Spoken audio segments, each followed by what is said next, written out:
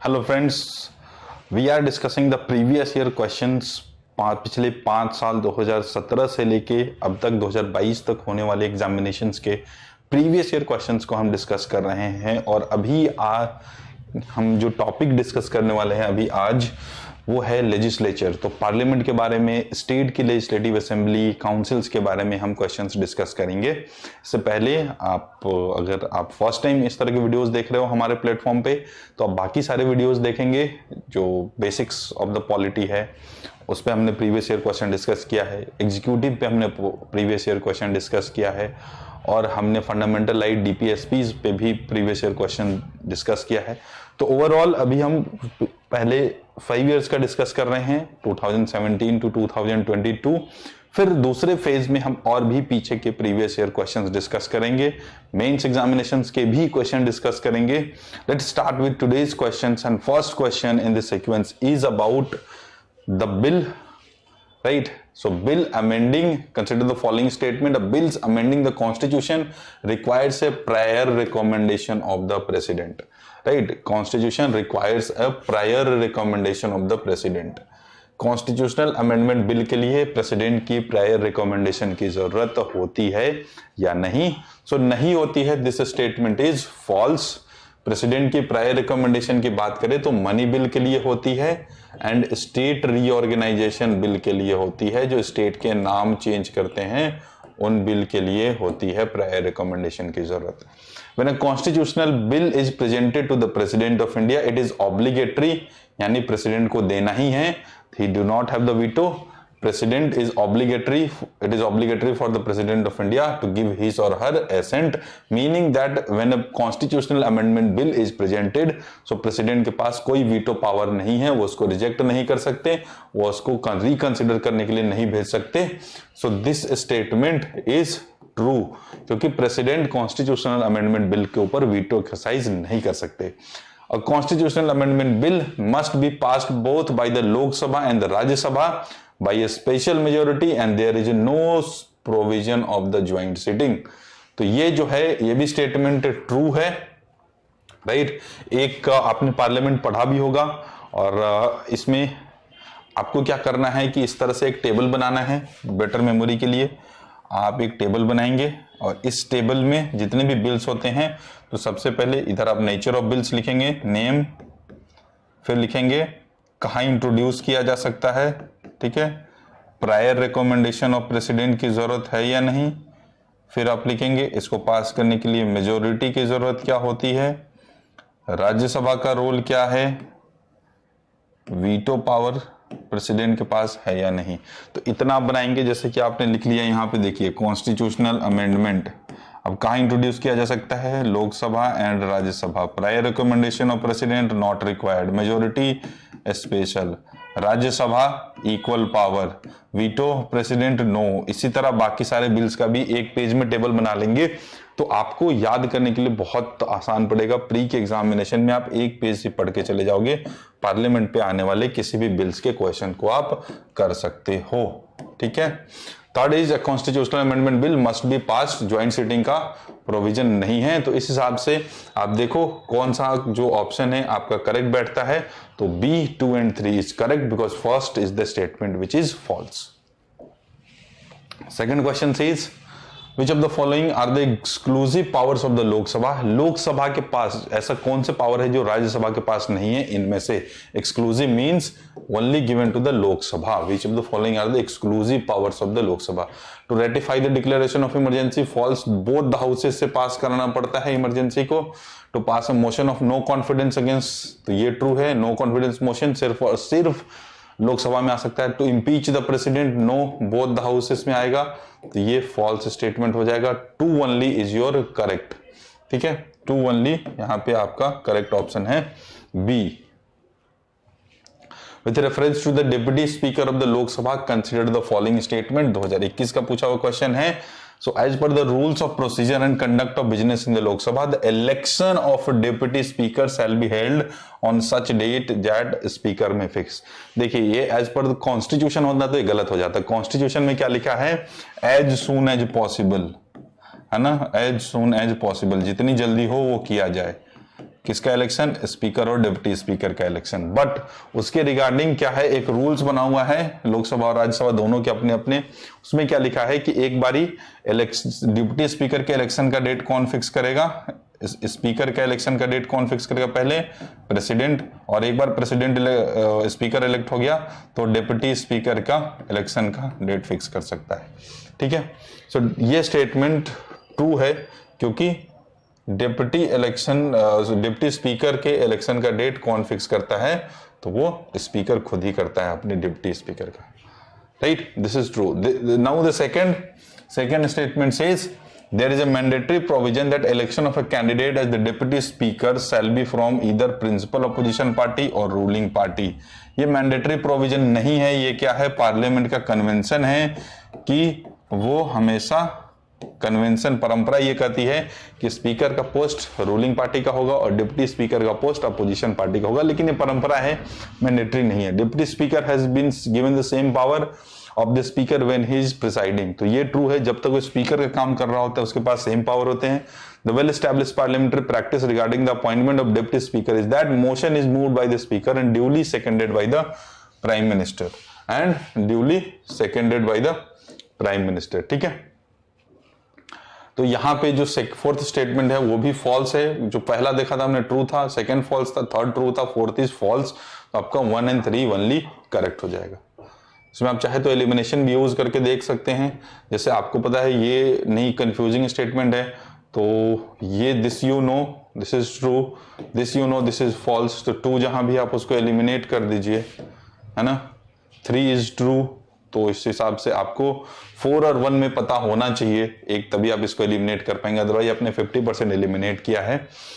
ठीक है, अगर आपको 1 पता है कि this is true then this is your answer, आपको पता है कि 4 this is false then you can also reach to the answer. तो इसमें आपको 3 स्टेटमेंट्स पता होना जरूरी है।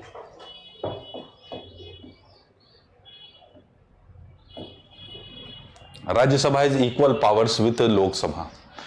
हमें पहला क्वेश्चन क्या देखा था, ये भी आप एक तरह से इसकी एक समरी बना के रख लेंगे कि what are the exclusive powers of Lok Sabha, exclusive powers of Rajya Sabha, exclusive powers of Rajya Sabha and equal powers कहां पे है दोनों को, वो अलग अलग आप इस कॉन्सेप्ट को देख के चले कि अभी राज्यसभा इक्वल आया, लोकसभा का एक्सक्लूसिव आया, कभी राज्यसभा का एक्सक्लूसिव भी आ सकता है। दोनों की इक्वल पावर कहां है? On the matters of creating all India services, नहीं, यहाँ पे राज्यसभा के पास ज्यादा पावर है। Amending the constitution, removal of the government, इसको लोकसभा के पास मोर पावर है।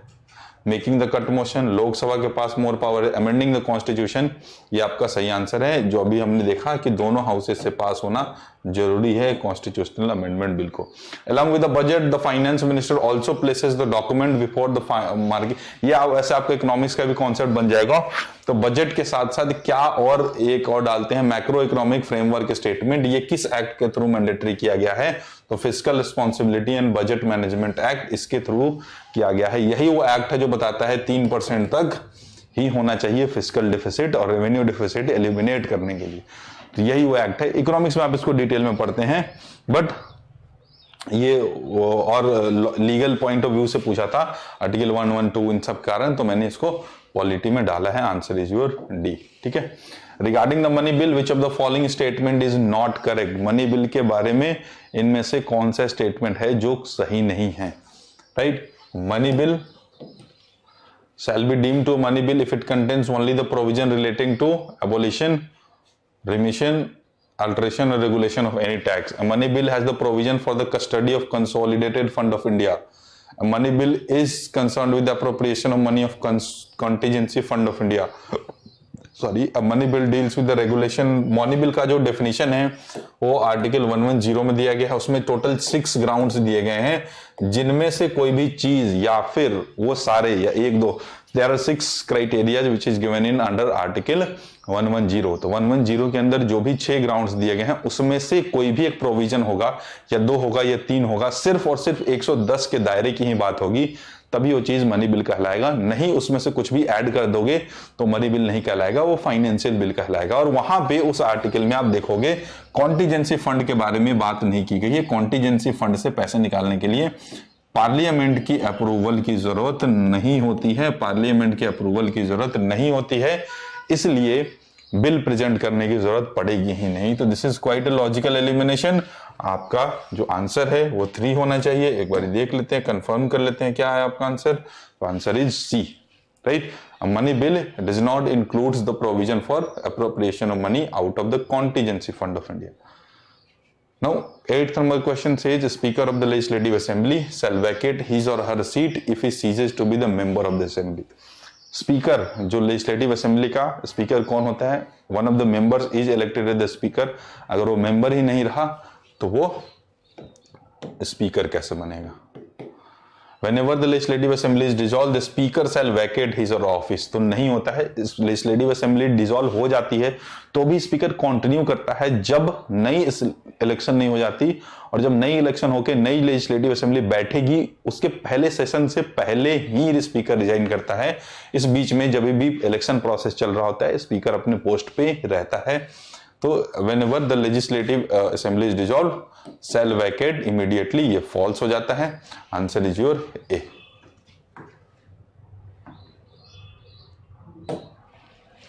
With reference to the Parliament of India, which of the following parliamentary committees scrutinizes and reports to the House whether the powers to make regulations, rules, sub-rules, bylaws, etc. conferred by the Constitution or delegated by the Parliament are being properly exercised by the executive within the scope of such delegation, right? देखिए delegation, law, ये जो अलग अलग technical terms है इसको मैं थोड़ा समझा देता हूं।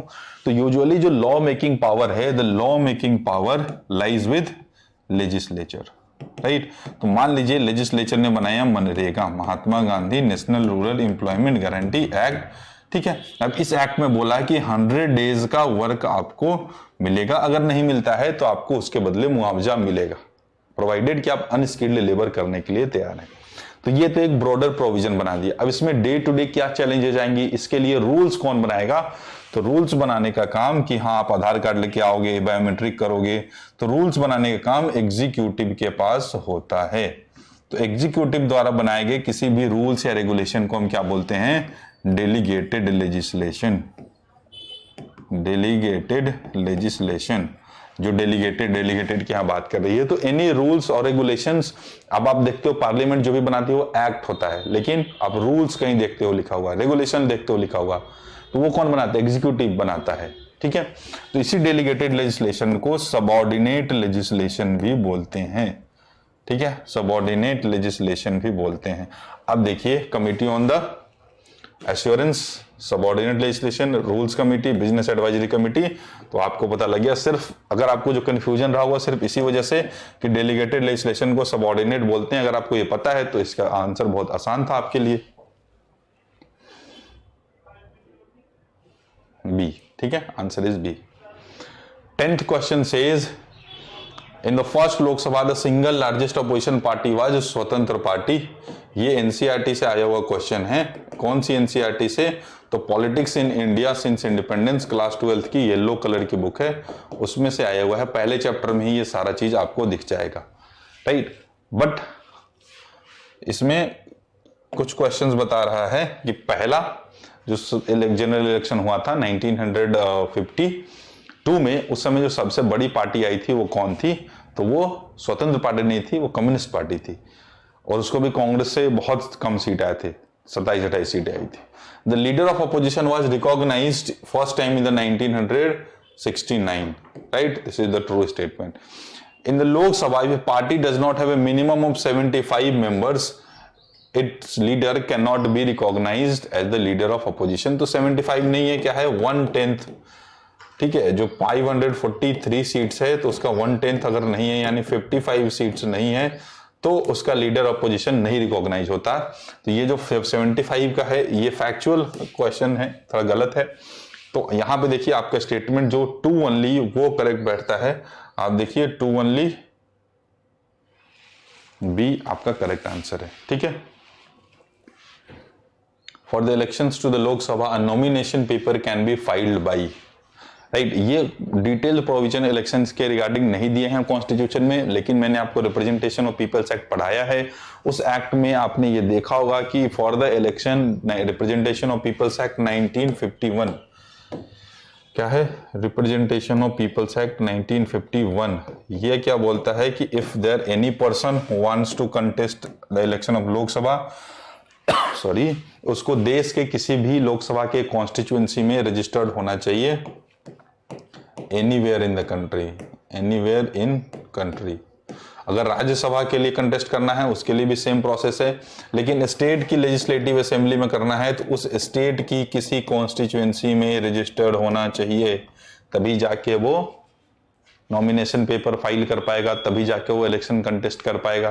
तो यहाँ पे ऑप्शन देखिए, nomination paper can be filed by anyone who is residing in India, residents of a constituency from which the election is to be contested, मतलब जिस कॉन्स्टिट्यूएंसी का पर्चा भर रहा है उसी कॉन्स्टिट्यूएंसी का होना चाहिए। ये फॉल्स है, ये फॉल्स है। मैंने क्या बताया कि जब लोकसभा की बात हो रही है तो वो किसी देश के किसी भी एक कॉन्स्टिट्यूएंसी का वोटर होना चाहिए, वो कहीं से भी नॉमिनेशन फाइल कर सकता है। Any citizen whose name appears in the electoral roll of a constituency, यहाँ कोई मैंडेटरी नहीं बोला है कि किस कॉन्स्टिट्यूएंसी की, यानी ये स्टेटमेंट जो है वो ट्रू हो जाएगा। एनी सिटीजन ऑफ इंडिया कर तो सकता है, लेकिन उसके लिए एक एडिशनल क्वालिफिकेशन यहाँ पे दिया गया है। तो आंसर क्या होगा आपका, सी होना चाहिए। आंसर इसका सी है। With reference to the Parliament of India, consider the following statement. A private member bill is a bill presented by a member of parliament who is not elected but nominated by the president. दो तरीके की bill होती है, आपको पता होना चाहिए। Actually bill को आप क्लासिफाई करना है तो बिल्स को एक तो आप नेचर के बेसिस पे क्लासिफाई कर सकते हो, बेस्ड ऑन द कंटेंट के किस तरह का बिल है, और दूसरा ओरिजिन पे क्लासिफाई कर सकते हो। तो नेचर के बेसिस पे बिल या तो स्टेट रीऑर्गेनाइजेशन का होगा, ठीक है, या ऑर्डिनरी बिल होगा, ठीक, या फाइनेंशियल बिल होगा। फाइनेंशियल बिल के तीन काइंड हो जाएंगे, money bill, financial bill category 1, financial bill category 2, then you have constitution amendment bill. तो ये है on the basis of nature, क्या कंटेंट है उसका, सब्जेक्ट मैटर क्या है, उसके बेसिस पे। कौन इंट्रोड्यूस कर रहा है इसके बेसिस पे, दो क्लासिफिकेशन होते हैं, एक पब्लिक जो कि काउंसिल ऑफ मिनिस्टर गवर्नमेंट के द्वारा इंट्रोड्यूस्ड बिल होता है, और दूसरा एक प्राइवेट मेंबर बिल, यानी वैसे एमपीज जो गवर्नमेंट का हिस्सा नहीं है वो अगर कोई बिल रेज करते हैं पार्लियामेंट में तो उसको हम क्या बोलते हैं, private member bill, right. So statement false होगा, नॉमिनेटेड या इलेक्टेड दोनों भी कर सकते हैं। Recently a private member bill has been passed in the parliament for the first time. तो ये 2017 का क्वेश्चन है ये, या फिर 18 का होगा, I am not too sure about it, but क्या बोल रहा है कि 2017-18 में पहली बार पास हुआ है। ऐसा नहीं है, बहुत सारे प्राइवेट मेंबर बिल भी पास हुए हैं हमारे कॉन्स्टिट्यूशन में, हालांकि चांसेस कम होते हैं प्राइवेट मेंबर बिल को पास होने के लिए। So both the statement here is false. तो आंसर आपका D. Parliament of India exercises control over the functions of council of minister through, इनमें से किन किन चीजों के थ्रू पार्लियामेंट जो है एग्जीक्यूटिव को कंट्रोल करती है, या फिर मैं इस क्वेश्चन को उलट के पूछ दूं आपसे, which are the tools which are required for ensuring the parliamentary democracy in India. दोनों का बात सेम ही है, क्योंकि पार्लियामेंट्री डेमोक्रेसी का मतलब है where parliament exercise the control over the executive. किन चीज करता है, adjournment motion, question hour and supplementary question, all of these are true. ठीक है, क्वेश्चन पूछ के एडजर्नमेंट करके पार्लियामेंट कर सकती है। आंसर आपका आएगा डी।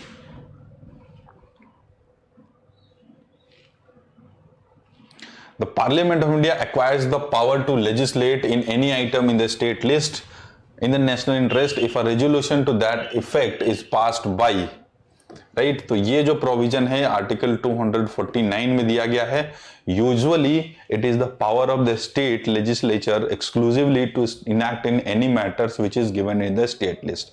लेकिन कभी कभी एक्स्ट्रा ऑर्डिनरी सिचुएशन में if there it is important in the national interest, so parliament भी लॉ बना सकती है। Parliament means Lok Sabha and Rajya Sabha together, वो दोनों मिलके स्टेट लिस्ट के किसी भी सब्जेक्ट पे लॉ बना सकती है।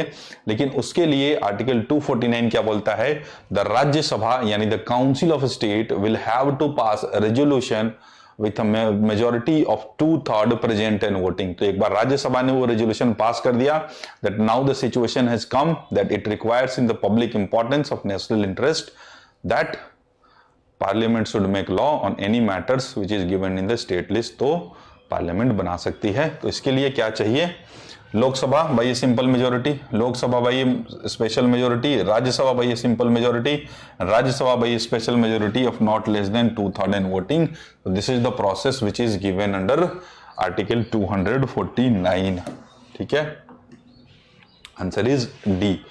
Now this is 16th question. Consider the following statement: the Legislative Council of a state in India can be larger in the size than half of the legislative assembly of the particular state. ने आपने पढ़ा होगा कि जो 6 states में legislative council है हमारे पास, only the 6 states in India has the bicameralism. Bicameralism का मतलब होता है लेजिस्लेचर में 2 हाउसेस होना।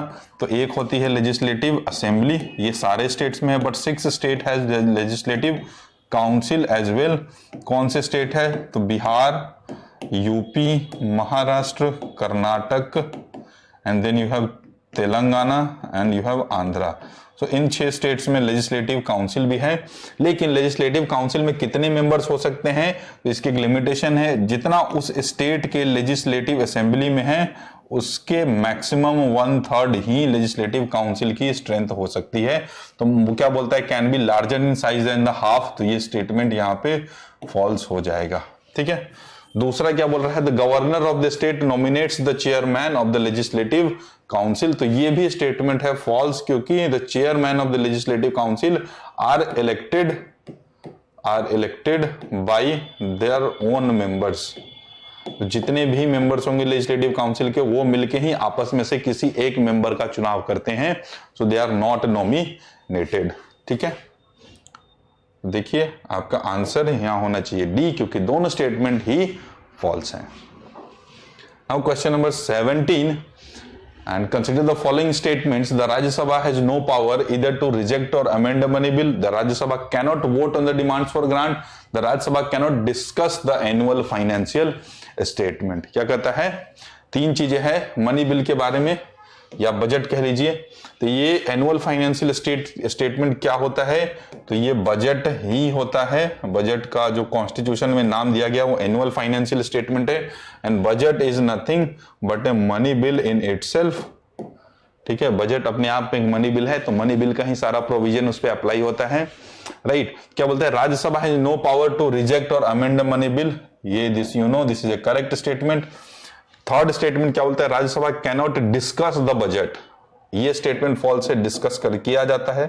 हाँ, 14 दिन से ज्यादा उस डिस्कशन को लंबा नहीं कर सकती। 14 दिन के अंदर या तो उसको एग्री करके या फिर कैसे भी करे, 14 दिन तक अगर उसने कोई काम नहीं किया तो वापस से वो बिल खुद ही पास हो जाता है। तो only they can delay a money bill till 14 days. ठीक है, अब क्या कहता है, Rajya Sabha cannot vote for demand for grant. Demand for grant क्या है, बजट में पैसे मांगती है सरकार पार्लियामेंट से कि मुझे इस स्कीम के लिए पैसे दे दो, उस स्कीम के लिए पैसे दे दो, नमामि गंगे के लिए 1,500 करोड़ दे दो, रोड बनाने के लिए 200 करोड़ दे दो, है ना, सुप्रीम कोर्ट के जज के लिए सैलरी के लिए 500 करोड़ दे दो। तो डिमांड फॉर ग्रांट होता है कि जब पार्लियामेंट भारत के कंसोलिडेटेड फंड ऑफ इंडिया से पैसे निकालने की परमिशन किसको देती है, गवर्नमेंट को। तो कंसोलिडेटेड फंड ऑफ इंडिया से 1 रुपए भी अगर निकालने हैं तो गवर्नमेंट बजट के समय डिमांड रखती है किसके लिए, पार्लियामेंट को, कि give me the grant of ₹5,000 crore for so and so, for so and so. तो बजट में वही सारे बहुत सारे डिमांड होते हैं अलग अलग स्कीम्स के लिए, और उन डिमांड्स पे क्या होता है, वोटिंग करती है पार्लियामेंट। ओके, वोटिंग करती है तो क्या होगा कि हाँ, या तो वोटिंग में अप्रूव करेगी, या वोटिंग में उसको रिड्यूस करेगी, या वोटिंग में उसको रिजेक्ट करेगी। तो अप्रूवल इज नॉर्मल, और रिडक्शन और रिजेक्शन को हम क्या बोलते हैं, कट मोशंस। तो इसी टाइम डिमांड फॉर ग्रांट पे कट मोशन पास किया जाता है। तो वो सारा काम जो है वोटिंग करने का, वो कहां पे होता है, लोकसभा में होता है, राज्यसभा में नहीं होता है। तो राज्यसभा जो है डिमांड फॉर ग्रांट पे वोट नहीं कर सकती, इसलिए स्टेटमेंट जो है वो क्या है आपका, ट्रू है। ठीक है, राज्यसभा इज नो पावर, तो ये भी स्टेटमेंट ट्रू है। आपका आंसर हिसाब से होना चाहिए बी, यानी 1 and 2 only. Third statement is false, क्योंकि बोल रहा है Rajya Sabha cannot discuss the annual finance statement, जबकि राज्यसभा करता है। क्योंकि जब आप आर्टिकल 112 देखेंगे, आर्टिकल 112 देखोगे जब आप, तो आर्टिकल 112 क्या बोलता है, the president of India shall cause to be laid before both the houses. तो वहां पे क्या कहता है, रखा तो both the houses of parliament के सामने जाएगा ही, both the houses of parliament, क्या, एनुअल फाइनेंशियल स्टेटमेंट। तो ये आर्टिकल 112 से क्लियर पता चलता है कि दोनों हाउसेस के सामने रखना है, right. So this is few questions which we discussed on the legislature, right. एक क्वेश्चन और है, when a bill is referred to the joint sitting of both the houses of the parliament it is passed by. तो मान लीजिए कोई भी एक bill है, उसको ज्वाइंट सिटिंग पे कब भेजेंगे, जब राज्यसभा ने पास कर दिया, लोकसभा ने रिजेक्ट कर दिया, ठीक है। या फिर उल्टा भी हो सकता है, लोकसभा ने पास कर दिया, राज्यसभा ने रिजेक्ट कर दिया। तो इन दोनों में क्या हो गया, the situation is called deadlock. Deadlock कब हो सकता है, जब एक हाउस ने बिल पास किया, दूसरे ने रिजेक्ट कर दिया, या फिर राइट वन पास, एक हाउस ने पास किया, अदर रिजेक्ट, ठीक है। दूसरा, एक हाउस ने पास किया, दूसरे ने भी पास किया, बट वो अमेंडमेंट के साथ करती है, बट पहला हाउस क्या बोलती है, नहीं मैं अमेंडमेंट को नहीं मानता, मैंने जैसे पास किया था वैसे पास करो। When the both the houses finally disagree to the amendment, when both houses finally disagree to amendment, या फिर एक हाउस ने बिल पास करके भेज दिया और मोर देन 6 months दूसरे ने कोई एक्शन नहीं लिया, तो इन 3 सिचुएशंस को हम क्या बोलते हैं, डेडलॉक हो गया है दोनों हाउसेस में। और डेडलॉक को छुड़ाने के लिए president of India can summon a joint sitting. तो प्रेसिडेंट ऑफ इंडिया बोलेंगे कि ज्वाइंट सिटिंग कराइए दोनों हाउसेस की। तो ज्वाइंट सिटिंग में क्या होगा, 543 members of the Lok Sabha and 245 members of the Rajya Sabha, the both of them will sit together. अब वो वोटिंग करेंगे। तो उस ज्वाइंट सिटिंग को प्रेसाइड कौन करता है, उसका चेयरमैन कौन होता है, तो स्पीकर ऑफ लोकसभा, क्योंकि चेयरमैन ऑफ राज्यसभा तो वाइस प्रेसिडेंट है, वो ज्वाइंट सिटिंग में नहीं आएंगे। Speaker of Lok Sabha preside over the meetings of the joint sitting. और यहाँ पे जो वोटिंग के लिए मेजोरिटी चाहिए, तो ये 788 लोगों की सिंपल मेजोरिटी अगर हो गई है ना, simple majority of present and voting हो गई, तो क्या होगा, बिल पास मान लिया जाएगा। सो मेजोरिटी लेकिन टोटल लोगों की हो जाएगी, कंबाइंड मेजोरिटी देखी जाएगी। So this is the process related in the joint sitting, right. So we are done with the questions of parliament from 2017 और से 2015 टू 2022, राइट। आगे और भी क्वेश्चंस पार्लियामेंट से आते हैं, और 2017 से पहले देखोगे तो आप पार्लियामेंट से कुछ ज्यादा ही क्वेश्चन आते हैं, लेजिस्लेचर से ज्यादा ही आते हैं, क्योंकि इनके क्वेश्चन फैक्चुअल नेचर के होते हैं। 2017 के बाद से थोड़े कम आने लगे हैं, but may be UPSC goes back again and start asking too many questions from the parliament. You will have to be prepared with the factual details, trivial details also from the parliament. एक जो मैंने table बनाने का आपको बताया था वो जरूर बना लेंगे, आपके रिवीजन के समय बहुत ही हेल्पफुल होगा। सो गाइस, हम अभी सेकेंड फेज में बाकी सारे क्वेश्चंस को भी डिस्कस करेंगे, लाइक 2014, 13, 12 जब से यूपीएससी ने सिलेबस चेंज किया, तो आई थिंक 2011 13 में चेंज हुआ था, तो हम 2011 से आगे का, फिर 2015 और 16 तक का सेकेंड फेज में क्वेश्चन डिस्कस करेंगे। सो नाउ दैट आप बाकी सारे वीडियोस को भी देख सकते हो, अगर आपने नहीं देखा है तो। प्रीवियस ईयर क्वेश्चन एक बड़ा इंसाइट्स देता है कि किस तरह के क्वेश्चंस पूछे जाते हैं, कभी कभी किस तरह के क्वेश्चंस बार बार यूपीएससी रिपीट करती है किस थीम के ऊपर। So this will give you a better insight to shape up your preparation. And if you have any doubt over this discussion or any other videos so far discussed in the polity, please ask in the doubt section. We will be more than happy to help, and stay tuned.